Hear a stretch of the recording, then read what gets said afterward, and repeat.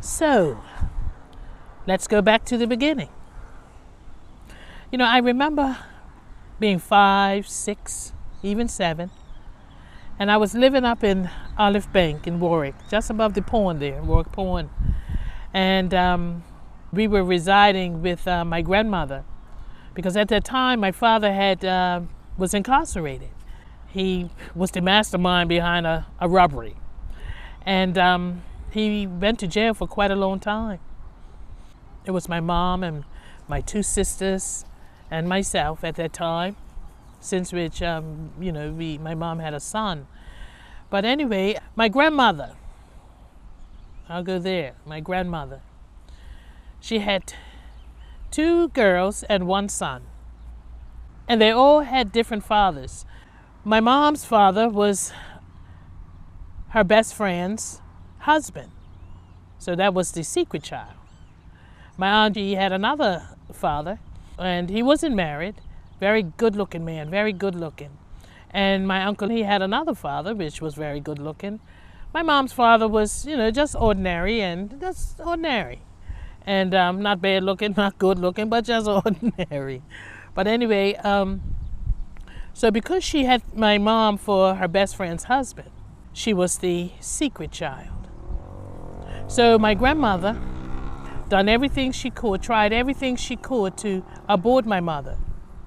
She used knit needles, she used hangers, she used some sort of solutions, but failed. And I thank God. I thank God for that, because I wouldn't be here telling the story, but God knew.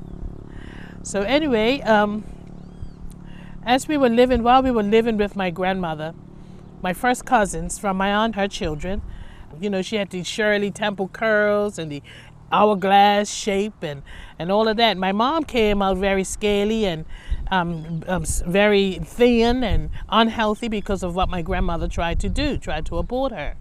So anyway, every time we went somewhere, every time my mom and aunt would be taken to the other side of the family, some houses, on the Ord Road there, these very snooty people, uppity people, they always looked down on my mom because of the way she looked. And she was always ill, and chronic asthma and just some serious illnesses. And aunt was picture perfect, and they always used to flaunt it in my mom's face. All the relatives and aunts and uncles, they used to make fun of my mother. And my mother would be like that child that would be in the corner while listening to them big up her sister. Oh, come on, girl, come on over here. Come give auntie a hug. You are so beautiful. My goodness. And my mom would be like right there, just looking on, sad, rejected, just abandoned emotionally, mentally, physically, just all of that, And as I tell this story, I feel her pain. So anything that came from my mother, it was an embarrassment to my grandmother because of her guilt and shame. So she shunned us, my mother's children, but she gravitated towards aunt's children, Anyway, so yes, like I said, everywhere we went, it was like, just like my mom went through, same cycle. Oh, come on, kids, come on, children. This was to my aunt's children.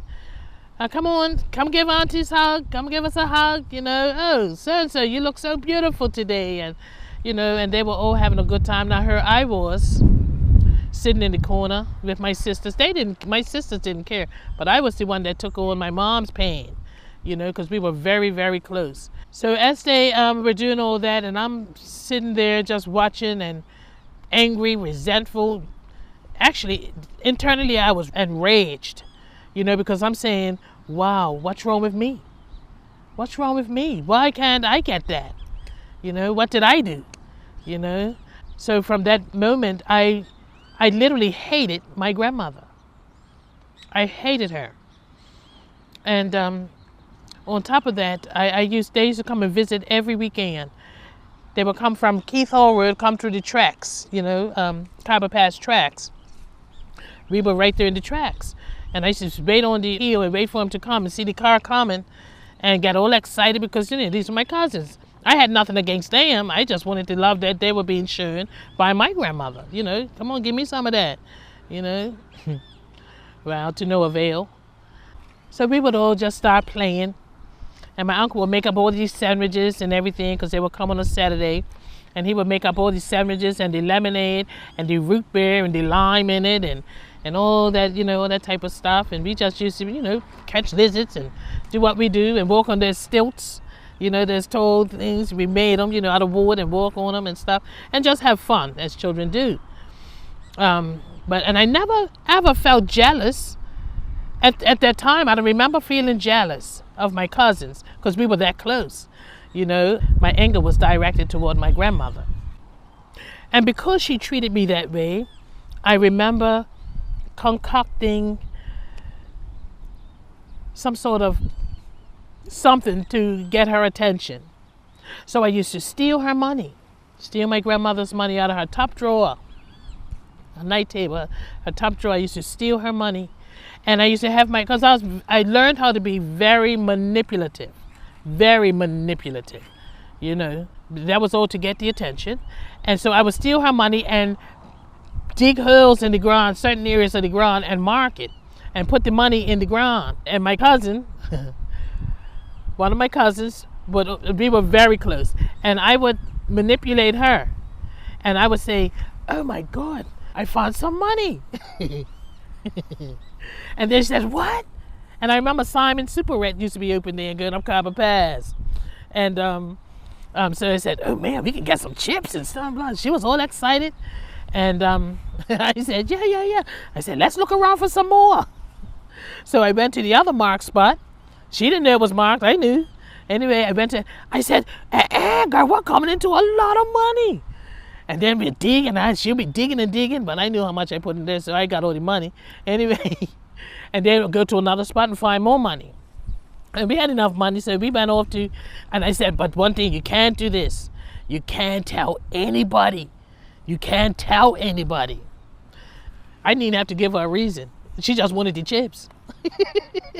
So we went through the tracks, bought ourselves some chips, ate it all before we came back, and then, you know, that was that. And I also remember one time my granny had bought all these mangoes. And my granny knew how I was. She knew I was that one. And one of the mangoes went missing. And I swore down. She said, brought us all in the room, and she says, now, one of you took this mango. I was the first one to say, not me. Not me. Look her right in her eye and tell her, not me. Not me, Granny. My other sisters, my granny knew they didn't do it. She knew it was me. So my granny says, Tammy, come on. Did you eat the mango? No, Granny. I didn't do it. It wasn't me. Well, she ran in the room. I was sloppy. She ran in the room and found the seed. It was wrapped in toilet paper. She found the seed, and yeah, much trouble came after that. But you know, the whole time I stayed with my granny, she always made me feel like I was nothing, like I shouldn't even be alive. And one day I said, you know what? I'm gonna make this woman love me. I was going to private school at the time, and I went to school, and I loved art. And I used to go to art class twice a week. And within a 2-week span, I made this beautiful Christmas card for her. And when I was done, I brought it home. I couldn't wait because I said, now she's going to love me. Now, my grandmother was a Jehovah's Witness at that time. And she died a Jehovah's Witness. She was Jehovah's Witness. Now me, 5 years old, Jehovah's Witness didn't mean nothing to me. I just wanted her to love me. So I made this beautiful card, brought it home to her. And I remember her up at, standing up to the stove, the big pot, her apron on, you know, hand on the hip, stirring the pot, you know, the soup and everything. I just come from school. I remember the Secret Storm was on and the Guiding Light came next. And I ran in the house and I said, Nan, Gran. And she took a while to look at me. When she finally decided that she was going to look at me, she says, what is it? With that look on her face, like, you know. She said, what is it? So I said, I made you something. I had it behind my back. And she says, what is it? So I put it up to her, and the shoulda gave it to her. It was a Christmas card. Now, you know, Jehovah's Witness and Christmas. Well, she started to read a little bit of the card. And she scolded me. She said, we do not do this in this house. I was 5, 6 years old. We do not, this is evil. It's of the devil. Don't you ever bring anything in here like that. Well, that was it. I had tried so many times, different little things to get her attention, but to no avail. But then I said, that was destroy right there. That was destroy. So from there, war went up. A war went completely up. I was done. I hated my grandmother. I hated that woman. I plotted and planned how I was going to kill her. Oh yes, I was going to kill her. Never got to do it, thank God. But at that moment, that's when I shut down. And I functioned from a defense mechanism. I was going to get you before you got me. Oh yes. I couldn't let you in too far, too close. You weren't coming too close. Because my thinking was, if I let you come in, if I let you in too far, you're going to hurt me. And I'm not going through that again. So I sabotaged practically every relationship I ever had. Because I had to get you first. You're not going to come that close. You're not going to hurt me. I'm going to hurt you first.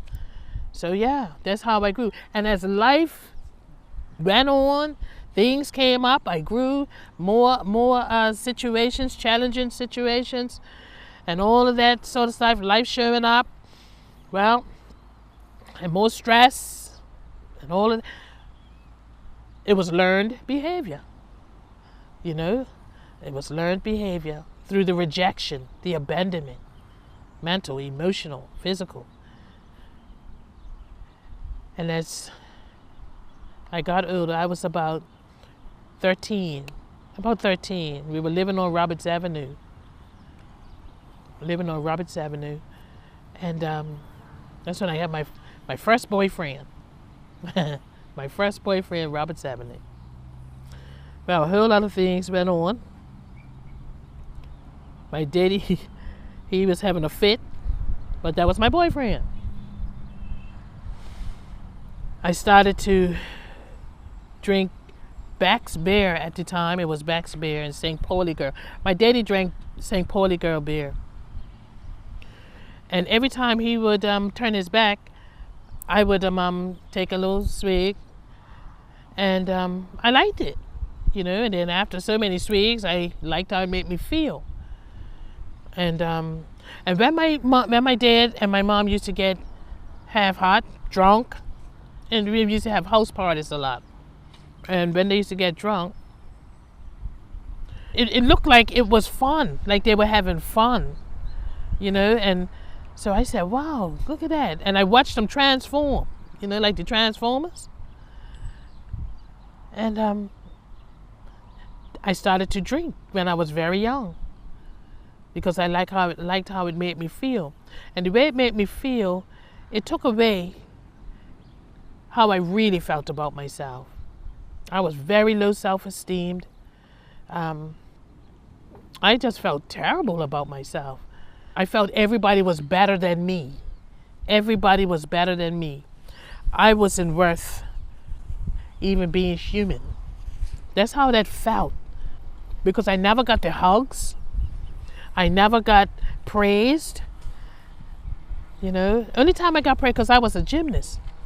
And anytime I got praised when I brought home that cup. Oh, damn, oh, sweetie. Oh, boy, did that feel good. But it only lasted for that moment, you know. So I always tried to do something more to get that, you know. It was a lot of work. It was a lot of work. So because I weren't getting the attention that I needed going forward throughout my life until I surrendered, I done everything to get attention from somebody, even if it was somebody that couldn't stand me.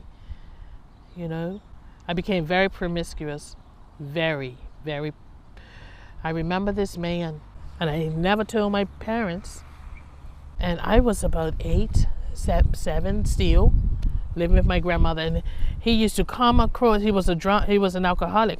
And he used to come up the hill and come across a lawn, which was a big yard, like a field. It was like a field.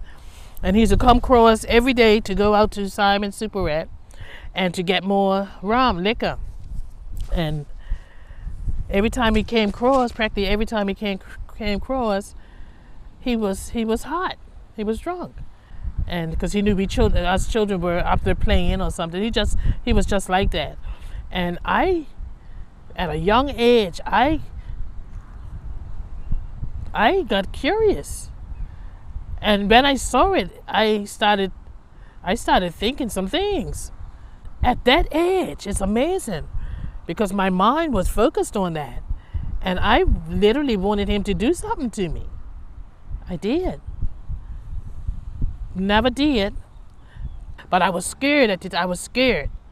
Even though I wanted to, but I was scared. So anyway, I got once the real fear came in, like, what you doing? You know, you're just a little girl and stuff. Oh, that came in. And so I got up and I went home, and he was trying to call me back, you know, but I went home. I went to my granny's house. And when I went to my granny's house, I was shaking. I was like, oh my God, should I tell somebody? I said, no way, then I'll get in trouble, because I know that I had initiated it, you know. And so never tell anyone. This is the first time I'm telling someone. So yeah, these things follow you, you know, and it followed me all through my life. So with that mindset and those feelings, premature feelings, I became very promiscuous at a very early age.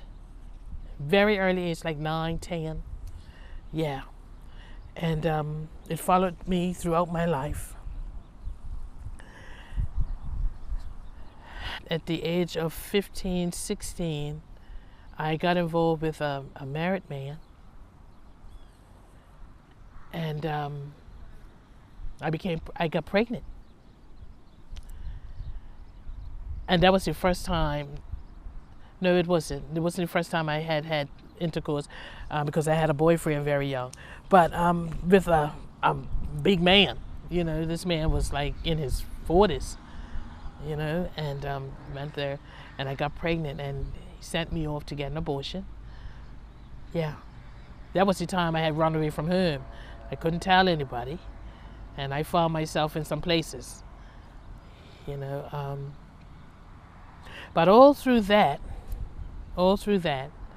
I'm going to say around 14, 15, I started drinking and smoking weed, marijuana.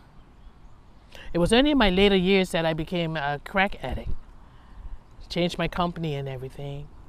At the age of 17,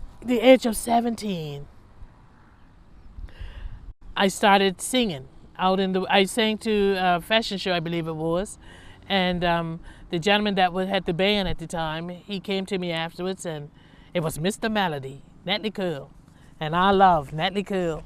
And he came to me afterwards, and he asked me if I would like to do that all the time. I said yes, but you're gonna have to ask my parents, you know. So he says, because I was still living with my parents at the time.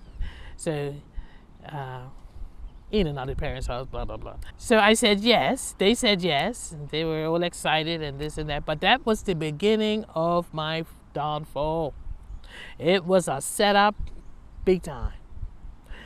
I was singing sometimes 7 nights a week, but regularly 6 nights a week. We were the opening band for practically every hotel guest house in Bermuda. I tell you. Well, and making money, I mean, like they say, buku money. Satan, Satan, Satan. Well, I started to, that's when I went right in the alcoholism. Whenever I would we would start our show. Before we start the show, the bartenders would pass the drinks, take the edge off.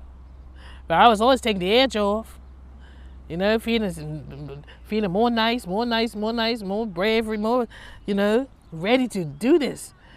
And I would get up on that stage, me and my girlfriend, she's dead now. We sang together for years, you know. She was my best friend at that time, you know. Whenever we sang, we were never sober. We were never sober. We were either half hot, just feeling nice, or completely drunk after time went on.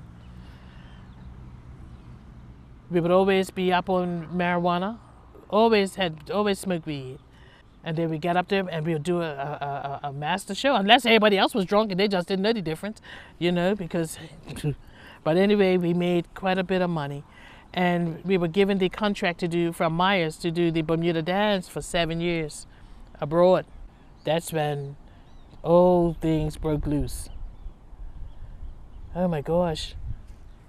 It was lights, cameras, action.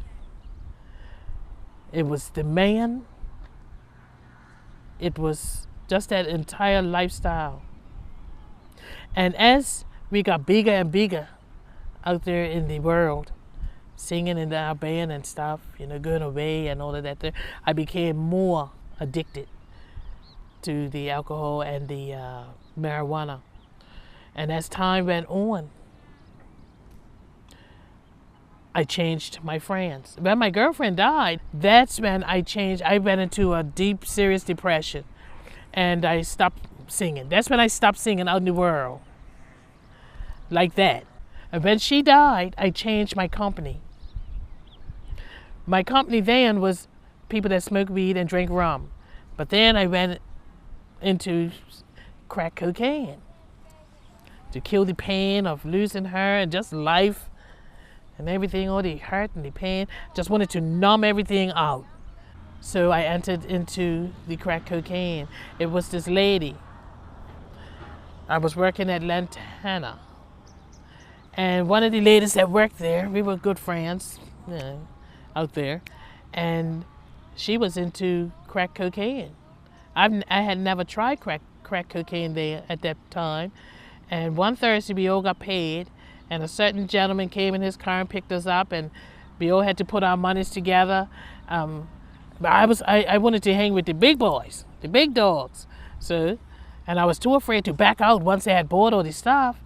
So we went up to this person's house, and this table was set. Everybody had their crack pipes. I had never seen a crack pipe, because I'm coming from weed to crack now. And everybody was around the table, and this person was dishing out who gets what, and I didn't know what I was supposed to get, so they probably gypped me and stuff. So anyway, I started to take out rolling papers, and because I saw this one boy before at this other house, he stuck the papers, then he laced it with, he put a bit of cigarette, and then he took a piece of the crack and crushed it, and then sprinkled it, laced the cigarette with the crack, and it became, that's what you would call a gyro, and he rolled it up, and then when he I liked the smell of it, and so when I went to roll up in this person's house, went to roll up mine the same way I saw this gentleman do some time ago, you know, I was doing the same thing. That's how I thought it was going to go. But this person slapped it out of my hand and said, "You're going to become a woman today. You're hanging with the big dogs today. You're going to graduate today." And they slapped it out of my hand. And then they took the crack pipe, they showed me, they took the crack pipe, put a piece of, and had the screen up the top, put a piece of rock on the screen, had the straw sticking out, like a miniature bottle, straw sticking out, and then they lit the rock on top of the thing. All the smoke bubbled up, accumulated in the bottle, and I watched it, and then when it was the rock had melted down into, the bottle, the smoke and everything, they took the pipe, put the straw in their mouth, and lit the screen again, and sucked in. They sucked it in, and then they held it in their mouth, And then they turned it on the side, lit it again, held it in their mouth, and then turned it upside down and hit it really hard. Like that, and held all the smoke. And then when they let it out, they went different. They let the smoke out and they were acting different. They couldn't talk because their mouth was numb, because crack numbs your mouth.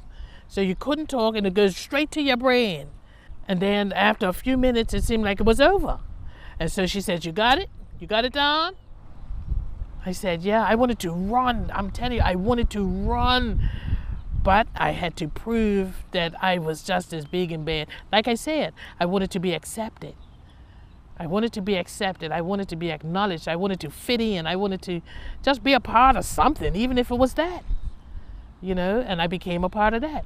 So when she put the rock on and done the same thing, they told me, "Now I want you to, I'm gonna light it. I want you to suck in slow, draw it in slow." So I did. She said, "Hold it," and then put it on the side, and then said, "Draw again, slow." I put that smoky in already, and something. Well, I was holding it. My eyeballs were popping out my head because I was holding my breath. And then she turned it upside down. She said, "Now hit it." I went. She said, "Hold it." She held my nose. They held my nose. When I let the smoke out, I dropped the crack pipe. Immediately, as soon as I let the smoke out, I dropped the crack pipe. I ran in the bathroom, in the bathroom. I jumped in the tub. I pulled the shower curtain across and was up against the tile like this, with my eyes looking like Garfield the cat. I was so paranoid. I thought at that time, my mind was saying that it was the police and the redcoats behind that door. I locked the door, you know, and I thought that they were trying to break the door down to come and get me and take me to jail. That was the paranoia. See, that stuff went straight to my brain, and then I was light. I felt light, you know, and I didn't know what was happening because that was the first time I had ever tried crack, cocaine, and the way I tried it. Oh boy. So I'm just going to say this right here. If you have never, ever tried crack, don't ever put yourself in a situation and a predicament around people that will encourage you to do it, because you might not make it out. You might not make it out. Many of my friends have gone through. They're dead. They didn't make it out. Their heart collapsed. You know, they died. And I thank God that I didn't. So that's why today, I give him my all. I give him my all, because had it not been for the Lord on my side, my God, where would I be? Dead, jails, institutions, and death. He's giving me a second chance. He's giving me a second chance. And I could smile today. I just thank God, because I made it out. He bought me out. He took me in and bought me out. And what I'd like to add is I'd like to speak to the parents. Monitor your children's friends. Find out who they are. Find out who the parents are. Find out everything you can about them, because your children are going to be influenced by many people. And we don't know the issues in many people's tissues, you know, so find out where your children are, what they're doing.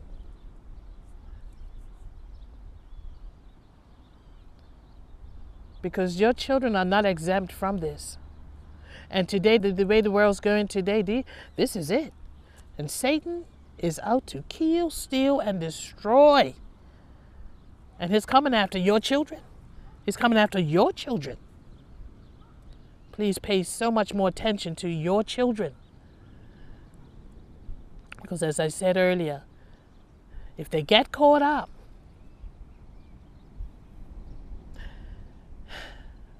they might not make it out. There are many children feeling so rejected, abandoned, emotionally perturbed. Physically, they don't get the love, just like me. I didn't get the hugs, and hugs are better than drugs. Oh my. You know, I didn't get any of that. And when you see your child sitting down just just far away in thought, ask them what they're thinking about. Because I remember always sitting down in a corner on the field where we live, and just thinking, what is wrong with me? How come I see everybody else getting those hugs? How come nobody would tell me that they love me? That's another thing. My mom didn't get those words. She didn't get the hugs because she was the shame child. She didn't get all that. She was hidden. So she couldn't give me what she didn't get. She didn't know how to. But see, her way of showing me love was she was always home. She cooked, she cleaned, she made sure we children got to school decent. You know, we always looked sporty. We were the best dressed children in the neighborhood. Oh yes. And she see children coming, and the heroine came or something. She said, "Come on, let me hook you up." You know, that was my mama, right? And she was always home for us children.